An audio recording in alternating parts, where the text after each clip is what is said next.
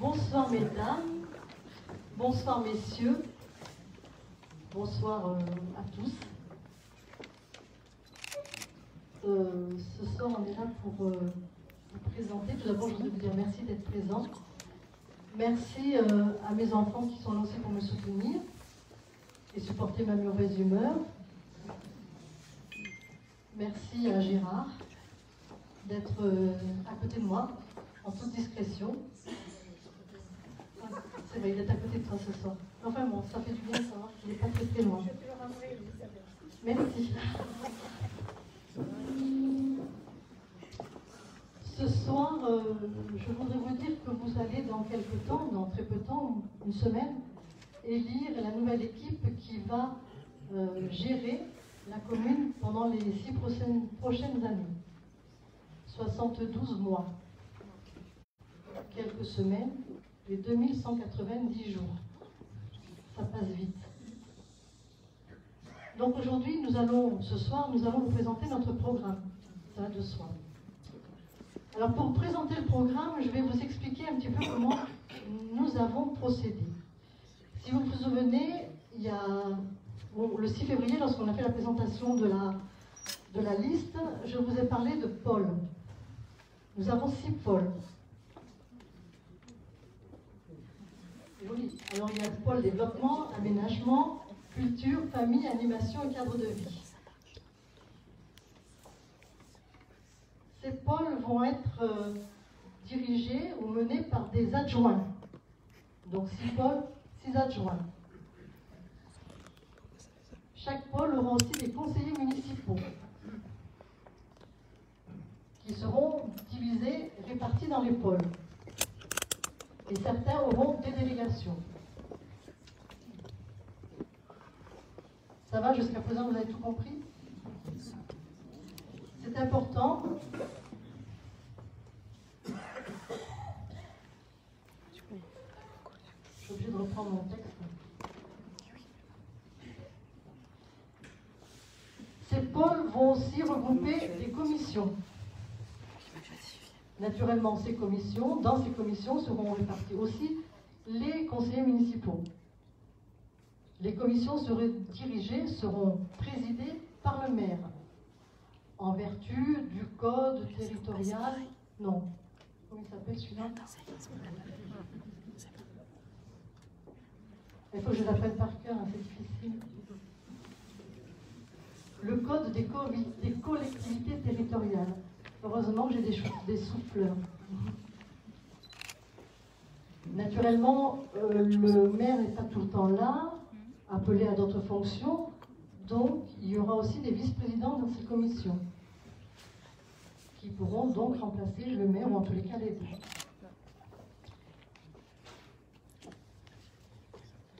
Tous les conseillers se réuniront avant les conseils municipaux pour préparer les décisions importantes à prendre et évoquer les questions de gestion courante qui les concernent et qui doivent être débattues au conseil municipal.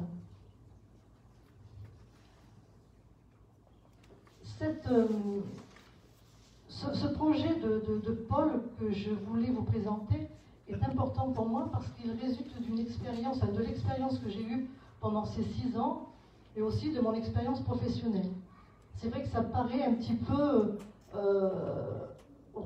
représenter une administration, enfin pas une administration, mais plutôt une entreprise privée. Mais si vous remarquez bien, je trouve que c'est important que le maire soit au centre et les pôles vont graviter autour. Il n'y a pas une relation hiérarchique.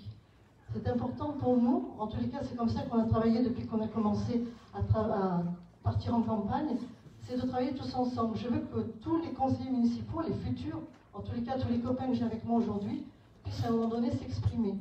Et c'est en fonction de toutes les idées que nous aurons que l'on pourra bâtir ces nouveaux projets. C'est vraiment très très important. Donc voyez un peu l'organisation telle que nous l'avons prévue. Naturellement, ce projet résulte d'un travail d'équipe, un travail cohérent, clair, et on a naturellement bien identifié les besoins de la commune. Ce soir, j'ai l'intention naturellement de vous présenter comment on va faire. Ce soir, je vais vous présenter les 3 premiers pôles, et mercredi, nous vous présenterons les 3 autres pôles. Ce n'est pas les premiers, c'est 3 pôles que nous avons choisi ce soir de débattre. Et mercredi, nous débattrons avec les 3 autres pôles. Ce soir, on va présenter donc le pôle développement. La mise en fin. La règle du jeu, ça sera donc, on va présenter le pôle développement. Il y aura un temps d'échange. Ensuite, on présente le pôle cadre de vie, un temps d'échange. Et on présente le pôle culture, un temps d'échange. Vous êtes d'accord? Et on terminera par un petit cocktail. De toute façon, même si vous n'êtes pas d'accord, c'est comme ça qu'on va décider de faire. La première. Donc, j'ai parlé d'une circulade, mais finalement, c'est moi qui prends les décisions. En tous les cas, ce soir. Je suis le maître du jeu. Donc, nous allons commencer par le pôle développement. Comme nous vous l'avons déjà expliqué, enfin en tous les cas marqué dans notre programme, notre souhait est de fédérer le dynamisme des habitants et des acteurs socio-économiques au cœur d'un projet commun de développement. Nous garderons toujours à l'esprit l'idée d'une gestion concrète et réalisable. Notre challenge est aussi d'agir en citoyen éco-responsable dans tous les domaines. Alors naturellement, nous allons encourager le développement du commerce et de proximité et bien sûr inciter toutes les formes d'entrepreneuriat. Nous allons créer des instances de participation citoyenne, persister dans une gestion financière mais privée et transparente, maintenir des relations constructives avec les collectivités partenaires comme Nîmes Métropole, le département, la région, continuer à renforcer la vidéoprotection et veiller à garantir une plus grande tranquillité sur le domaine public. Donc pour ce faire, je vais passer maintenant la parole à Michel, qui va vous en dire un petit peu plus sur l'administration éco-responsable et exemplaire. Bonsoir. Alors le développement, vaste sujet, parce qu'on le conçoit comme quelque chose de très large et tout à fait transversal avec les autres pôles que nous passerons en revue. Alors l'administration éco-responsable, je ne vais pas développer longuement chaque sujet, rassurez-vous. Bon, on sait qu'il y a une administration qui aide les élus à la tête de la commune. Donc un de nos sujets de préoccupation, c'est de la faire fonctionner comme il faut. Ce n'est pas toujours si simple qu'on pourrait le penser. L'économie locale, je passerai la parole à Ludovic. Il a droit à 1 minute, pas plus, hein, parce que sinon on va se coucher très tard. L'intercommunalité, bon, Babette en a parlé, on est tous convaincus par expérience et au constat qu'on fait tous les jours dans la vie de la commune. Il y a un certain nombre de choses qu'il faut faire avec l'agglo. Hein, c'est bien d'être indépendant et on tient à le rester, mais il y a des moments où il faut être réaliste. Et les cordons de la bourse, en grande partie, c'est eux qui les ont. Je reviendrai tout à l'heure sur le problème plus spécifique des finances et la sécurité. Je passerai la parole aussi à mes collègues dans le pôle développement pour qu'ils disent un mot plus particulièrement sur la police municipale. Alors Ludovic, si tu veux venir. Alors après, ça c'est un peu les objectifs. Après, je développerai un peu plus les moyens et je parlerai finances de façon un peu plus approfondie. Vous avez peut-être remarqué que dans le programme, on n'en parle pas beaucoup des finances. Parce que ça ne doit pas être le sujet essentiel, mais c'est quand même un sujet important. Bonsoir à tous, donc Ludovic. Je suis donc responsable d'une entreprise pas très loin d'ici, qui s'appelle Borès. Avec Elisabeth et mon équipe, ce qui est important pour nous, c'est de favoriser l'économie locale, de créer du réseau autour des entreprises de Caveyrac. Il faut impérativement que dans une économie qui est difficile, que les entreprises se connaissent, et que la mairie ait un rôle dans l'animation de ces entreprises et de ces commerçants. Il y a des idées qui sont aussi de favoriser l'achat local. Nous avons l'expérience sur d'autres villes où on a fait signer des chartes achetons local pour que les dépenses publiques se fassent localement avec des éléments dans les appels d'offres, c'est quand même important. Et puis pour nos jeunes, c'est important de faire connaître nos métiers. Donc on a des jeunes qui sortent des écoles, qui ne connaissent pas nos métiers et qui ont l'impression qu'il n'y a pas d'emploi dans le Gard. C'est faux, il y a de l'emploi dans le Gard, mais par contre les élèves ne sont pas dans les entreprises, ne sont pas dans nos métiers. Et l'objectif c'est de faire connaître à nos jeunes et de les accueillir avec des stagiaires, avec des découvertes et faire l'ouverture. Pour ça, on a besoin que les commerçants de Caveyrac soient avec nous, se fédèrent, partagent et échangent ensemble. Dernier point, le village de Caveyrac est un village qui est situé dans une zone magnifique. Hein, L'Avonnage, c'est quand même beau. On n'a pas de structure d'accueil. Et donc, avec Elisabeth, ce qui serait important, c'est effectivement qu'on développe ces structures d'accueil pour développer le tourisme et l'activité économique autour de ce tourisme. Voilà pour ce que j'ai à dire, Michel. C'est à peu près dans le timing. Non, mais c'est important ce qu'il a dit, tout le monde en est conscient. Bon, les problèmes, on les connaît tous, plus ou moins, mais après, il faut trouver les solutions. Et là, c'est un peu plus ardu. Messieurs Michel et Yves, vous dites un mot sur la sécurité. Merci. Bonsoir à tous. Concernant la police municipale, nous avons rencontré avec Yves un grand nombre de Caveyracois et il y a un sujet qui revient très régulièrement, c'est la sécurité. La police municipale de Caveyrac comprend 3 agents qui sont sous l'entière responsabilité de monsieur le maire et qui sera, si on est élu, sous la responsabilité de madame la maire. Nous comptons redéployer, redynamiser le groupe afin de le rendre plus efficace et plus présent. La police municipale intervient sur toute la commune, donc dans tous les quartiers. Et très prochainement, elle sera transférée dans le centre historique. En accord avec le responsable du budget, nous comptons réfléchir sur une nouvelle stratégie d'organisation avec notamment un point d'accueil. Merci. Merci, messieurs. Bon, là on est toujours... Alors bon, ça c'est les objectifs, hein, je l'ai dit. Donc je résume un peu, on a une grosse action transversale, enfin, c'est comme ça qu'on la conçoit, puisque aussi c'est nous qui nous occupons des finances. Et alors on a un objectif aussi un peu plus spécifique que ceux qui ont lu, et je ne doute pas que ce soit le cas de tout le monde, le programme.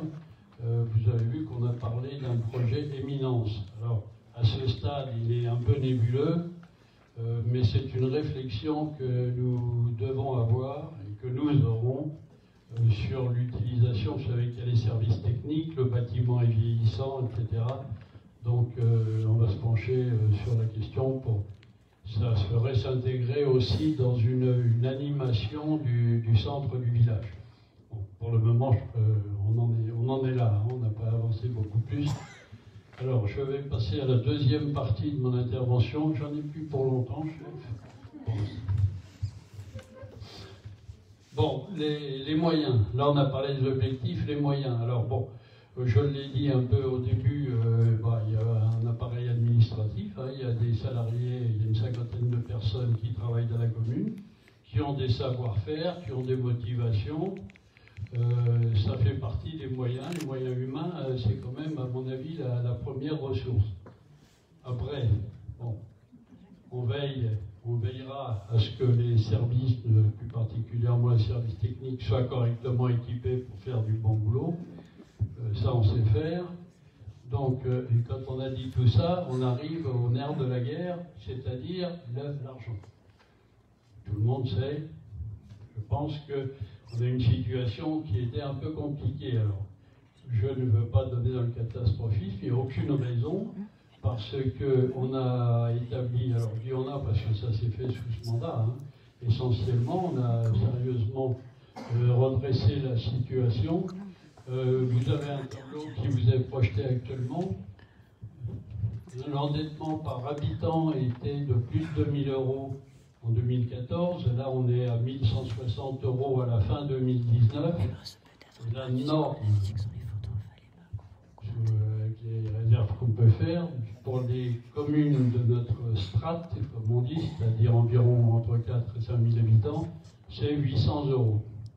Donc vous voyez, il nous reste encore environ 400 € par habitant à réduire pour arriver à la norme. Bon, sur ce qu'on observe aujourd'hui, hein, je viens d'avoir les chiffres définitifs 2019, on en a pour jusqu'à fin 2022. Fin 2022, on sera revenu à une moyenne très proche de 800 € par tête d'habitant. Ça veut dire quoi? Ça veut dire qu'actuellement, on rembourse tous les ans 500 000 € de crédit.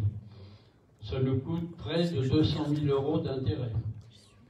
Ça veut dire qu'à partir de 2023, on remboursera toujours 500 000 euros, mais comme on sera à un seuil, on pourra réemprunter sans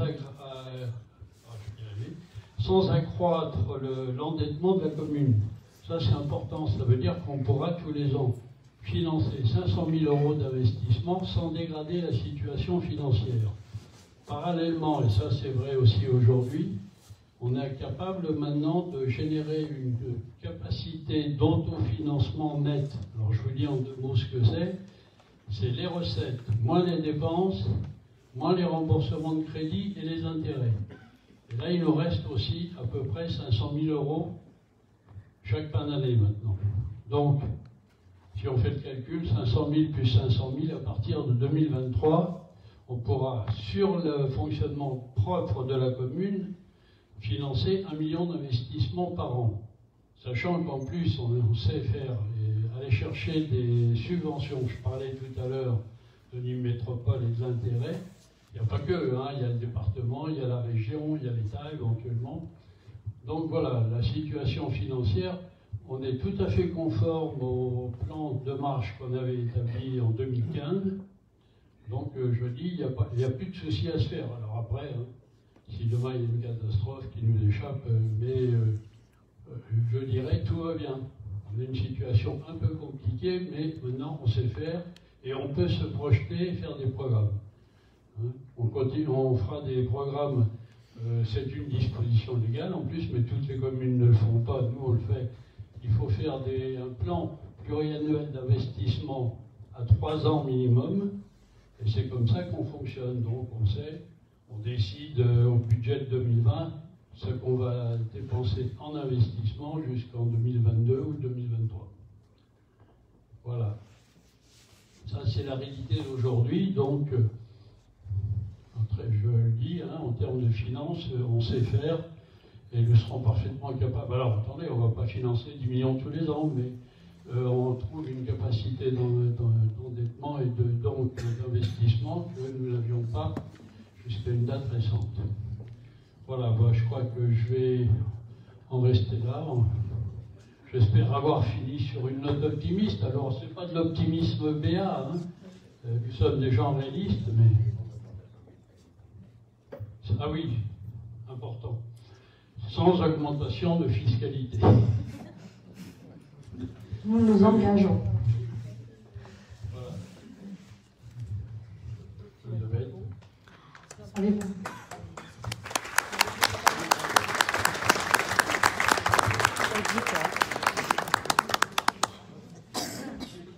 Si vous avez des questions maintenant.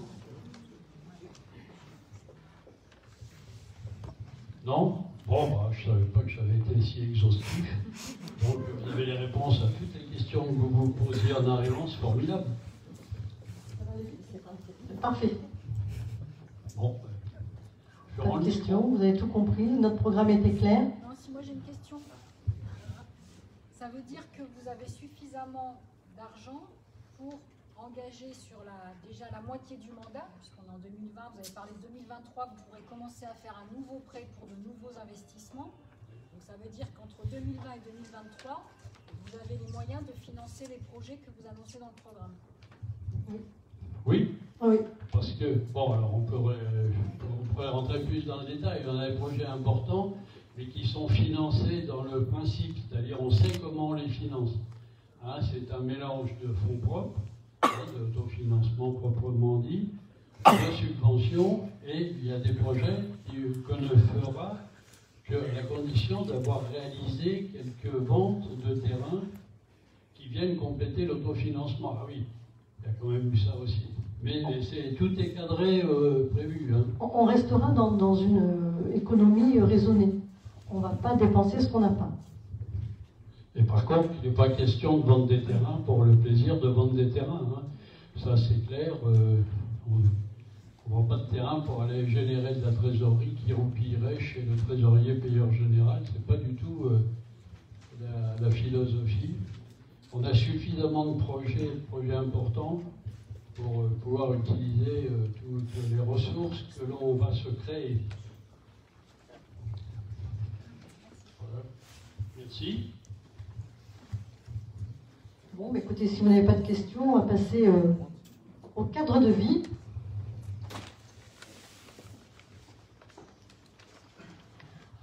Alors, notre priorité, notre village, nous l'aimons, nous aimons sa douceur de vivre, son environnement. Nous nous engageons dans une politique d'aménagement respectueuse de l'environnement pour garantir un développement durable de notre territoire. Pour ce faire, donc, nous avons envie de préserver, protéger les paysages, les espaces naturels, tenir compte des contraintes climatiques, développer le changement de pratique en matière d'usage des pesticides, créer une brigade verte pour nettoyer et désherber, soutenir les actions de jardins partagés, penser encourager le micro-fleurissement, créer la semaine de la propreté, soutenir des projets de développement d'énergie renouvelable, sensibiliser au tri des déchets et lutter contre les dépôts sauvages. Pour ça, j'appelle... Laurence. Bonsoir. Alors tout d'abord, j'aimerais préciser que notre pôle cadre de vie interviendra de manière transversale dans tous les domaines qui concernent la commune. Donc pour commencer, nous créerons une brigade verte qui sera composée des employés municipaux déjà en place et renforcée par des chantiers d'insertion. Nous ferons également appel à l'établissement Les Chênes Verts de Nîmes afin d'aider des personnes en situation de handicap dans leur insertion sociale. Donc cette brigade verte sera chargée de l'entretien des espaces verts et utilisera des moyens respectueux de l'environnement. Cela concernera l'ensemble de la commune, c'est-à-dire tous les parcs, les bords de voirie et sans oublier les quartiers excentrés tels que Perrieux-Loubes, les Dixmes, les Ramias, etc. Donc pour organiser cela, on prévoira un planning interactif qui sera établi en prenant en compte les demandes des citoyens et des associations. La commune s'étend sur 1500 hectares, dont une grande partie est composée de garrigues. Il s'agit d'un poumon vert, un poumon vert que nous souhaitons préserver pour nos promenades et pour notre cadre de vie. Nous lutterons activement contre les dépôts sauvages. Nous miserons sur la surveillance, mais également sur la sanction. Des caméras de fréquentes rondes de la police municipale serviront à dissuader les pollueurs. Et des moyens de recherche approfondis seront mis en place pour permettre de les sanctionner. Mais pour que cela n'arrive pas plus du tout, nous lancerons une grande campagne de sensibilisation sur l'utilisation de la déchetterie. Nous travaillerons en collaboration avec les écoles, la déchetterie et les centres de tri pour permettre d'enseigner ce processus auprès des enfants qui sont les moteurs de notre avenir. Mais pour encore mieux gérer nos déchets, Émilie va maintenant vous parler des composteurs collectifs.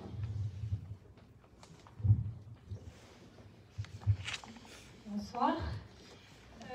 Donc au-delà de l'amélioration de l'information sur le tri sélectif, la commune a un rôle important à jouer, notamment dans tout ce qui est réduction et valorisation des déchets et déchets organiques.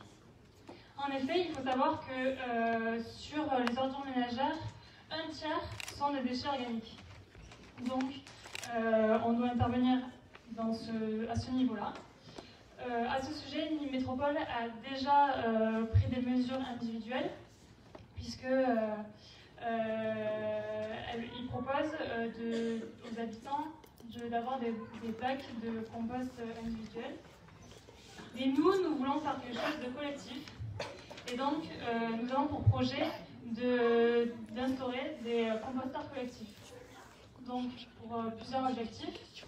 Tout d'abord, économique. Parce qu'il faut savoir que moins de déchets signifie moins de traitement et moins de transport. Ensuite, l'autre objectif, évidemment, et non des moindres, c'est celui de diminuer notre empreinte écologique. Puisque revaloriser les déchets permet, notamment les déchets organiques, permettent d'avoir de l'amendement organique, c'est du terreau fertile pour les cultures, mais aussi d'avoir du paillage qui peut servir pour tout ce qui est espace vert, entretien des espaces verts, et que la commune pourrait utiliser. Et enfin, le dernier objectif est celui d'améliorer les consciences écologiques, puisque instaurer des bacs de compost permettrait de former les habitants aux techniques de compost et de les rendre responsables de l'évolution de ce compost. Donc c'est vraiment une volonté d'insuffler une dynamique citoyenne éco-responsable. Nous voulons que les Cavéracois soient acteurs de l'aménagement de ces espaces verts. Excusez-moi. Et dans cette continuité, nous aimerions aussi étendre les jardins partagés. Alors il faut savoir que depuis 2013, nous avons sur Cavérac des jardins partagés et familiaux qui sont gérés par l'association des abeilles et biodiversité.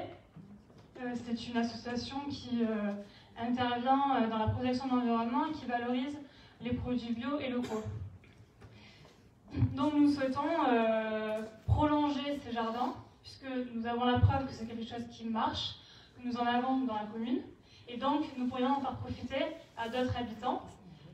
C'est un objectif, donc voilà, ce que j'ai dit. Nous savons aujourd'hui que les jardins partagés sont un lieu de rencontre qui permettent d'avoir des échanges et de transmettre ces savoirs. Mais on peut aussi avoir d'autres objectifs, c'est-à-dire créer des parcelles pédagogiques, par exemple, pour les enfants, pour les éduquer à faire pousser des fruits et des légumes. Mais aussi, nous pouvons créer des parcelles avec des utilisations plus diverses, comme la permaculture, qui est une autre manière de cultiver. L'intérêt ici est d'avoir une dynamique locale positive. Nous voulons créer du lien social, tout en se rapprochant de la nature et permettre, pourquoi pas, de créer une autonomie alimentaire. Aujourd'hui, l'environnement, c'est une question importante. Il ne faut pas rester les yeux fermés devant la crise écologique dans laquelle nous sommes.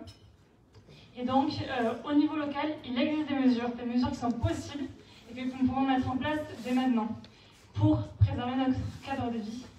Et du coup, dans ce cadre de vie, on parle d'environnement, mais on parle aussi des activités, des loisirs et du sport. Et du coup, pour la question du sport, je vais laisser Elisabeth prendre la suite par rapport au gymnase partagé.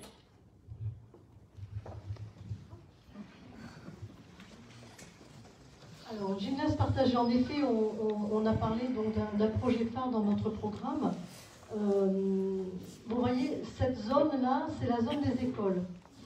Donc à l'heure actuelle, la municipalité travaille sur un projet, a déjà pris contact avec une agence d'urbanisme qui a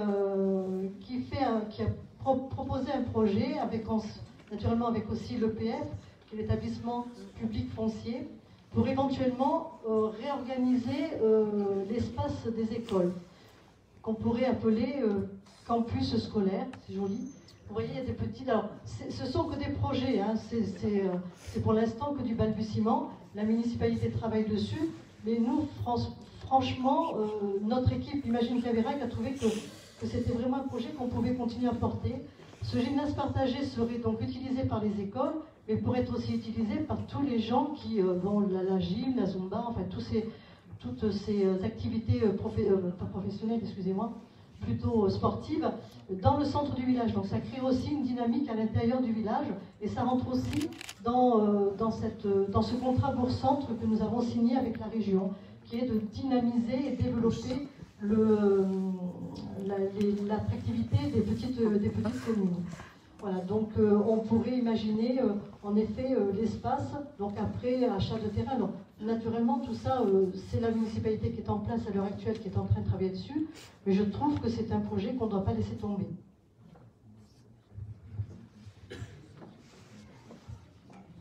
Avez-vous des questions? Oui, moi, le jardin partagé, vous savez dans quel secteur de la plaine vous voulez le faire? Non, on a pour l'instant envie de développer ce qui existe déjà. Et de toute façon, on va travailler avec les associations. Donc c'est plutôt les associations. On est toujours dans une idée de concertation. Donc on parle d'un projet, on parle d'une idée, mais on ne va pas la faire toute seule. C'est pas nous qui allons imposer en disant tiens, on va prendre 4 terrains et puis on a décidé de le faire. C'est vraiment continuer les actions des associations qui sont déjà en place et peut-être de développer. Peut-être aussi de créer des envies de bénévoles qui auront envie je sais pas, de faire autour de chez eux ou d'avoir un terrain et de le mettre en application. Et pourquoi pas, donc à ce moment-là, nous les aider, que la commune puisse les aider.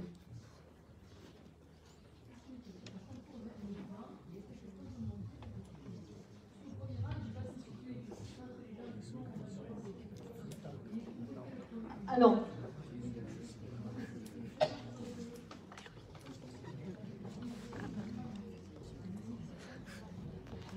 je répète que c'est un projet qui à l'heure actuelle est mené par la municipalité. Donc ce sont des idées qui sont ressorties d'une agence d'urbanisme qui fait différents scénarios, qui propose différents scénarios, mais c'est simplement pour vous donner une idée. Donc vous voyez l'école élémentaire telle qu'elle est située.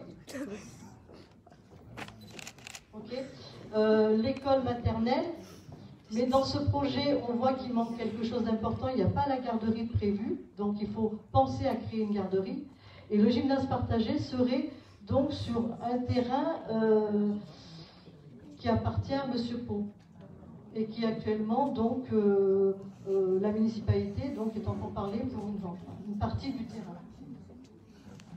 Je dis bien que c'est pas ce projet qui va être tenu. C'est simplement que personnellement, je trouve que c'est une super idée de repenser l'espace école et d'en faire vraiment un espace, un campus scolaire. L'idée ne vient pas de moi du campus scolaire, mais je pense qu'en effet, moi personnellement, j'ai travaillé, alors, hop, là je suis dans l'ancienne municipalité, enfin je suis dans la municipalité actuelle. J'ai eu la chance, il n'y a pas longtemps, de travailler sur ce projet, et c'est l'agence d'urbanisme qui nous a présenté cela. On a trouvé que l'idée était bonne, alors avec des aménagements aussi qui pourraient être faits, et ce n'est pas nous qui allons le tenir, hein, c'est la prochaine municipalité qui pourra continuer le projet si elle le souhaite. Mais ce que je trouvais de très sympa, c'est qu'il y avait un cheminement à l'intérieur des écoles, avec donc des petits parquets, il y a des bassins qu'on appelle des bassins d'orage, sur lesquels on pourrait faire des petits jardins potagers pour les écoles. Enfin, il y a plein de choses qui me paraissent très, très intéressantes à faire. Et puis ça reste dans l'alignement, si vous regardez, parce que quand on a travaillé la dernière fois, il y avait donc des gens du patrimoine, des bâtiments de France, et on expliquait qu'il y avait de l'alignement par rapport à la logique du village.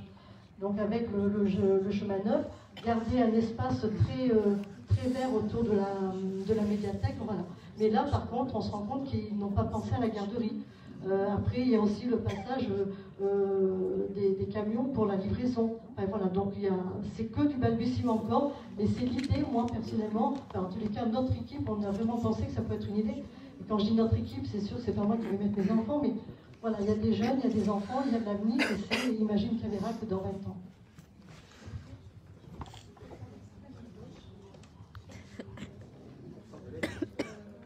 Là, ici. Alors, à l'extrême gauche, là où vous habitez, là où j'habite, là où habite, donc on pourrait éventuellement imaginer, enfin, ils ont imaginé de faire un parking pour l'école, enfin, un parking pour les écoles, en sachant que naturellement, il y a le problème de l'impasse des vignes où on ne peut pas avoir de grosse circulation. Donc après, comment envisager une circulation pour faire un circuit circulaire? C'est une idée, hein, Oui, monsieur Calvini. En ce qui concerne l'environnement, vous avez parlé, vous avez évoqué, à juste titre, la garrigue. La question que je poserai, ce n'est pas une question piège du tout, c'est le fruit d'une réflexion et d'un constat. Quoi. Que pensez-vous faire pour la protéger, cette garrigue? Je dis ça, demain matin, nous, avec le comité des cartes et la cascade, je vous invite d'ailleurs à venir, si vous avez des gars, on va les broussailler. Je fais référence à ça, je fais référence entre autres aux réflexions que faisait un gradé des pompiers dans cette même salle. Peut-être qu'il y avait du monde ici, au cours d'une réunion dont l'objet c'était justement d'attirer l'attention sur les risques d'incendie. Et ce gars-là, je me rappelle comme c'était hier, il a bien dit une chose, le danger il n'est pas derrière nous, il est à venir. Pour ça, il s'appuyait sur 2 constats. Réchauffement climatique, tout le monde le sait, et la densité de végétaux qui ne fait que croître. Et aujourd'hui, il n'y a plus de bergers, il n'y a plus de paysans dans les garrigues. Donc, qui fait quoi? Est-ce que vous avez évoqué ce problème? Alors, André, oui, on a évoqué ce problème, et si tu veux bien, en tous les cas, merci de cette question, parce qu'elle va être développée, mais elle va surtout être développée mercredi. Donc, si tu veux bien, on en reparlera mercredi, et je t'invite donc à revenir mercredi. Pour rester concentré sur ce qu'on a décidé de faire, et c'est moi le maître du jeu. Oui, monsieur. Oui, bonsoir. Vous parlez, je reviens un peu sur le développement. Vous parlez un moment d'un pôle éco-touristique. On était également de l'hébergement local. On ne vous entend pas.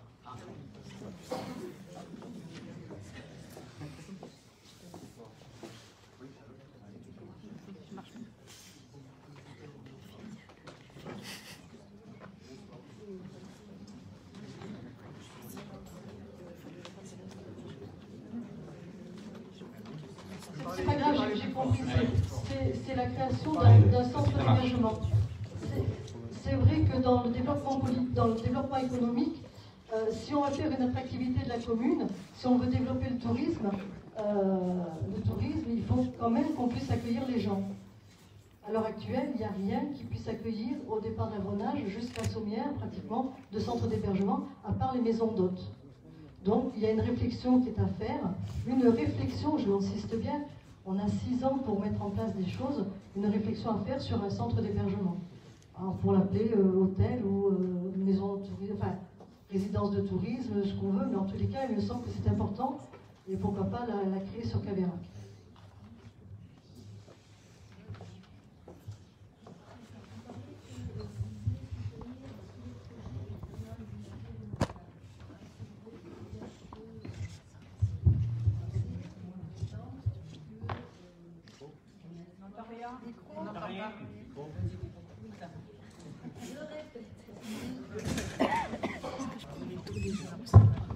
Je disais que l'équipe a l'intention de soutenir tous les projets concernant l'énergie renouvelable.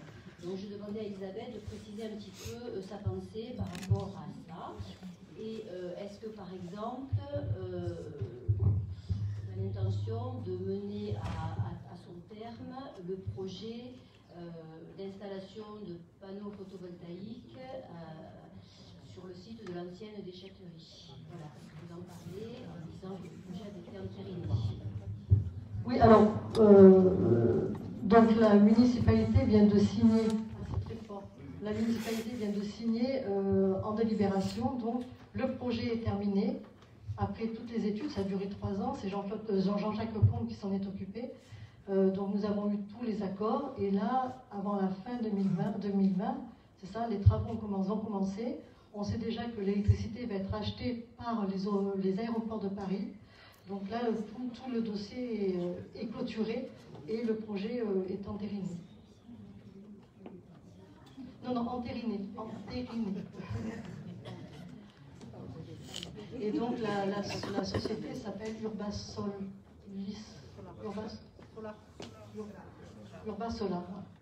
Mais ça y est, voilà. Ça a été très long parce qu'il fallait faire les études de sol, l'impact que ça avait par rapport à la faune et à la flore. Voilà. Et donc là, on a eu tous les accords et c'est passé en délibération au mois de novembre. Je me permets de laisser la parole à Gérard parce que vous connaissez.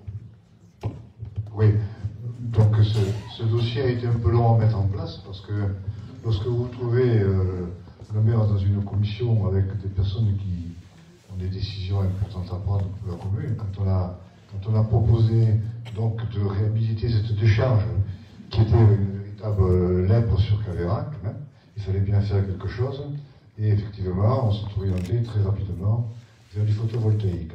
Alors quand on parle de photovoltaïque, pour installer 3 panneaux sur son toit, c'est pas très compliqué. Quoique si vous habitez pas du château, on vous dit non. Voilà. Les réglementations sont comme ça. Ce sont des secteurs protégés. Et quand vous voulez monter un projet comme ça, vous avez une kyrielle de fonctionnaires et d'associations qui sont autour et qui contrôlent absolument tout.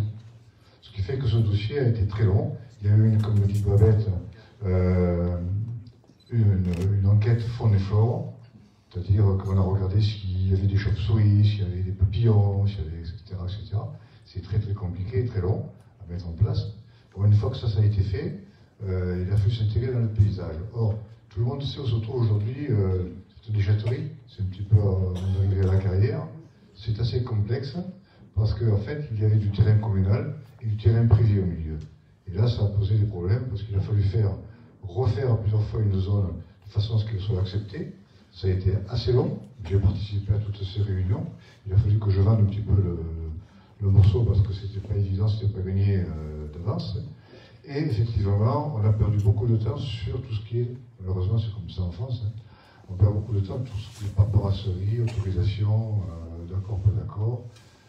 Donc une fois que les écologistes ont dit oui, on dit oui aussi. Tant qu'ils n'ont pas dit oui, ben, on dit non. C'est un peu brutal ce que je vous dis là, mais c'est comme ça. Donc du moment où on a pu avancer, aujourd'hui c'est fait. Et effectivement, le photovoltaïque, c'est quand même une des solutions qui est le moins polluante. Alors, effectivement, on a aussi quand même un frein, c'est que nous avons une commune qui, sur le plan patrimoine historique, est très importante.